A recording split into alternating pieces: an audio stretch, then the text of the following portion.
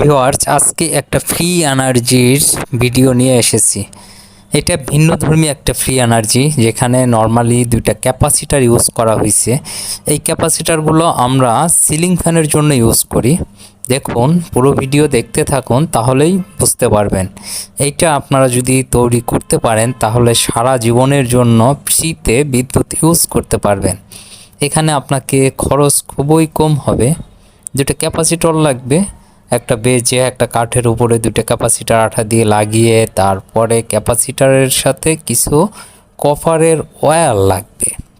কপারের তারগুলো সুষমভাবে পেঁচায় নিয়ে এরপর আপনার ক্যাপাসিটারের দুই প্রান্তে সোল্ডারিং করবেন এবং অপর যে বাকি প্রান্তগুলো থাকছে এগুলোতে এই দেখুন এখানে কতগুলো লাইট একসাথে লাগায়া জাস্ট টাচ করছে, জ্বলে যাচ্ছে। এটা অবশ্যই ম্যাগনেটিক